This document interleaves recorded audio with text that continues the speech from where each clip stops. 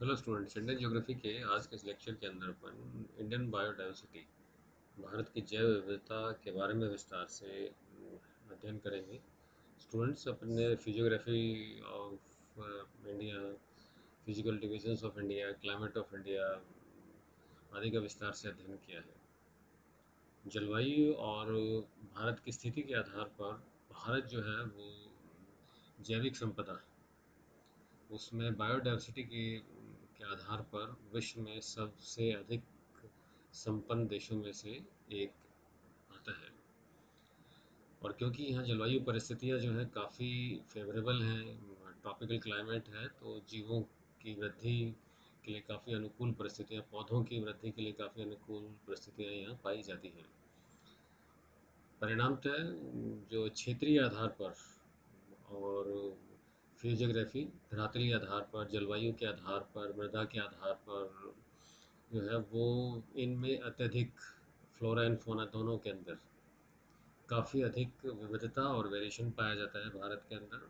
और ये वेरिएशन जो है क्षेत्रों के आधार पर भी काफ़ी देखने को मिलता है। ना भारत में लगभग जो है वो 90,000 जीवों की, एनिमल्स की प्रजातियां हैं, जो कि वर्ल्ड का 6.5% of the total world species है। इंडिया फोना, दैट इज अ प्राणी जगत, इंक्लूड्स अबाउट 6,500 इनवर्टिब्रेट्स, बिना रीढ़ के जो जीव हैं उनकी प्रजातियां भारत में पाई जाती हैं। 5,000 जो हैं मॉलस्क जो हैं वो घूंगा की प्रजातियां भारत में पाई जाती हैं। 2,546 स्पीसीज ऑफ फिशेस, मछलियों की प्रजातियां, 2,000 बर्ड्स की, पक्षियों की, 458 स्पीसीज ऑफ द रेप्टाइल्स, रेंगने वाले जो जीव हैं, सांप आदि की प्रजातियां भारत में पाई जाती हैं। और panther, 4 species of the panther and over 60,000 species of the insects, कीड़े मकोड़ों की प्रजातियां भारत में जाती हैं। अर्थात भारत में जो जीवों की प्रजातियों का बहुत अधिक विविधता, वेरिएशन पाई जाती है। एक सबसे बड़ा जो हमारे यहाँ पर जो जीव वर्तमान की कैटेगरी में, मैमल्स की कैटेगरी में आता है, वो एलिफेंट है। और कुछ वर्ष पहले जो ये भारत के अधिकांश देशों के अंदर हाथी की प्रजातियां देखने को मिलती थी, मगर धीरे धीरे वनों का विनाश होने के कारण इन्हें भी काफ़ी हानि हो रही है। सबसे बड़ा ये जीव है। Now, total population of the elephant in India was 27,657 to 27,682. This is 2007 का डेटा है, थोड़ा सा इंक्रीज देखने को मिलता है। Then 29,391 to 30,711 in 2012. Again there is an increase in the population of the elephants. Now ये जो टाइम ड्यूरेशन है, and 27,312 in 2017, decline between 2012 and 2017 has been attributed to different counting methods. अब ये भी एक विवादास्पद विषय है कि जो हाथियों की जनसंख्या इस ड्यूरेशन में घटी है, मगर ये काउंटिंग का जो मेथड है, जैसे अपन ने पिछले लेक्चर्स में डिस्कस किया था कि हमें फॉरेस्ट से संबंधित जितने भी आधुनिक यंत्र हैं, जो वो बचाने के हैं, काउंटिंग के हैं, जीवों के हैं, वृक्षों से संबंधित हैं, उन्हें अपनाना पड़ेगा ताकि हमारी सही जो है वो आंकड़ों का संग्रहण किया जा सके।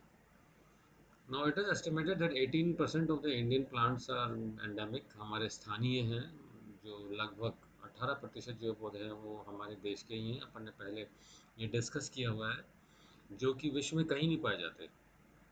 और इन जो पौधों में से जो है वो पौधों की जो है प्रजातियां जो है, 1/3 प्रजातियां जो ऐसी हैं जो कि भारत में ही पाई जाती हैं, ये एक बहुत बड़ी विशेषता है। Among the amphibians found in India, 62% are unique, बहुत ही अद्भुत हैं, यूनिक हैं अपने आप में। और among the lizards of the छिपकली वगैरह जो जीव हैं, उसमें 153 जो प्रजातियां हैं, स्पीसीज रिकॉर्डेड, 50% आर एंडेमिक। इसमें से 153 में से 50% जो है भारत में ही पाई जाती हैं। अगेन स्टूडेंट्स, ये सारी चीज़ें जो है क्लाइमेटिक कंडीशंस के कारण है, कि भारत की स्थिति इसमें है कि जो कि जीवों के लिए अनुकूल दशाएं प्राप्त होती हैं। और ये जो जो हमारी स्वदेशी प्रजातियां हैं, इसमें काफ़ी सारी जो हैं विभिन्न प्रकार के प्रजातियां हैं जो जल में रहती हैं, धरातल पर रहती हैं। ये सारी सारी प्रजातियां जो हैं इसके अंदर सम्मिलित होती हैं। नाउ इंडिया कैन बी जो है conventionally divided into 10 major regions जो है।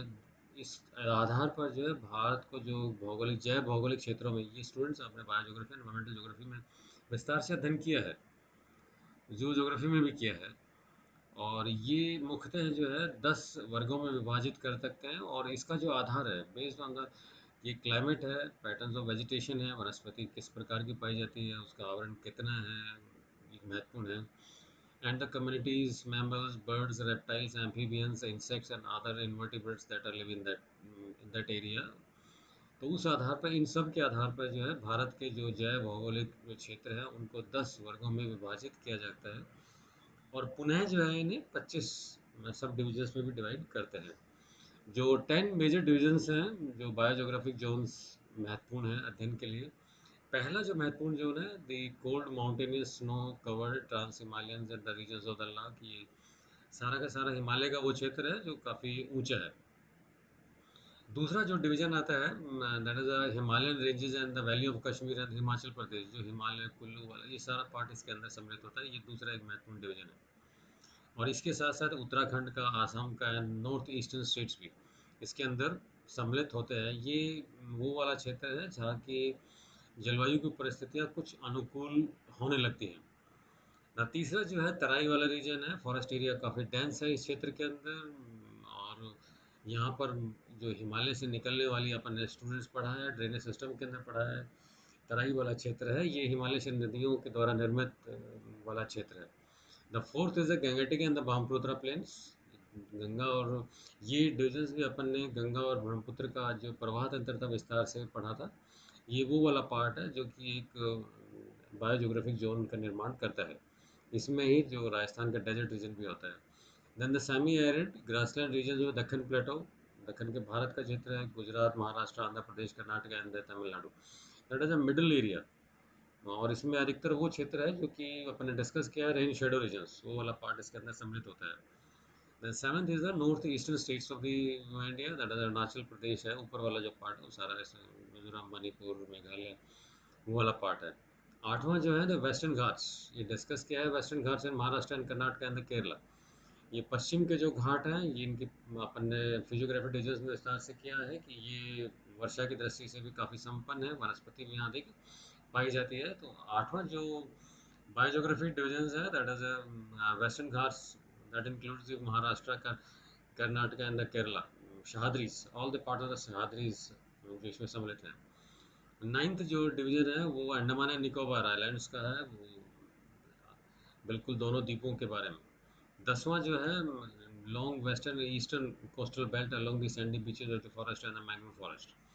ये पूर्वी तट जिसका अपन ने विस्तार से अध्ययन किया हुआ है। और ये starting from the Orissa, west Bengal से नीचे आंध्रा, तमिलनाडु, सारा सारा ये वाला जो क्षेत्र है जो कि काफ़ी नदियाँ जो हैं यहाँ पर डेल्टा का निर्माण करती हैं।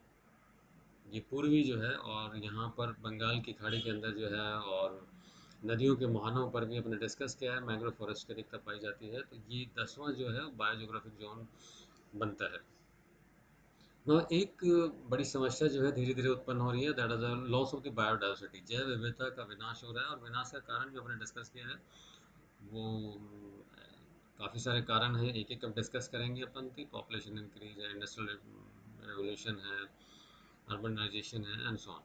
ना लॉस ऑफ बायोडाइवर्सिटी के अंदर जो आता है वो काफ़ी ऐसी प्रजातियां हैं जो धीरे धीरे जो है समाप्त हो रही हैं। और ये भारत के लिए एक बड़ी भारी समस्या है। राजस्थान में भी आपको देखने को मिलेगा ये। इसके लिए राजस्थान सरकार ने काफ़ी सारे प्रयास कर रखे हैं, काफ़ी प्रजातियां हैं हमारे पास जिनको संरक्षित करने के लिए कानून भी बनाया है, सेंचुरीज भी बनाई है। Now at least 10% of the recorded flora and possibly a large fraction of its wildlife fauna is threatened। 10% के आसपास का वो फ्लोरा एंड फोना का पार्ट है जो कि उस पर खतरा है। वो धीरे धीरे, वो प्रजातियां धीरे धीरे समाप्त हो रही हैं। ये एक महत्वपूर्ण विषय है और चिंता का विषय भी है। Now India has lost at least 15% of its forest. ये अपने डिस्कस किया है बार बार कि हमारे पास पिछले 10-15 साल के अंदर वनों का जो क्षेत्र है वो काफ़ी घटा है, और पूर्वी जो भाग है उस the eastern states, seven sisters में ये देखने को टेंडेंसी काफ़ी मिल रही है, और सभी सरकारें जो है इस दिशा में प्रयास कर रही हैं। And more than 150 of the non species of the medicinal plant जो है वो हमारे यहाँ धीरे धीरे खत्म हो रहे हैं। पूरे हिमालयाज है, दक्कन रीजन है, ऐसी जड़ी बूटियाँ पाई जाती थी जो कि भारत में मिलती थी, धीरे धीरे जो है वो समाप्त हो रही हैं। और ये एक बड़ी चिंता का विषय है, क्योंकि जो विकास हो रहा है वो सस्टेनेबल पॉइंट ऑफ व्यू से नहीं हो रहा। जो फ्लोरा एंड फौना की जो remaining species 10% of the flowering and plants and 20% of the mammals, 5% of the birds are believe to be under threat. ये तीनों की तीनों जो है वो इनको खतरे के निशान पे हैं। Even you take the example of the Punjab and Haryana कि एक हाउस स्पैरो भी आप खतरे के उस जगह पहुंच गई हैं, क्योंकि चिड़िया भी जो है धीरे धीरे जो है वो समाप्त हो रही हैं। India's domestic biodiversity is under threat. अब डिस्कस किया अपन, 100 of the crop varieties have disappeared. धीरे धीरे जो है प्रजातियां जो है धीरे धीरे समाप्त हो रही हैं। नाउ क्वेश्चन आता है कॉजेज क्या है, किस कारण से ये बायोडाइवर्सिटी जो है जिसमें पौधे भी हैं और पशु प्राणी जगत भी हैं वो धीरे धीरे समाप्त हो रहे हैं। द पहला है हैबिटाट डिस्ट्रक्शन।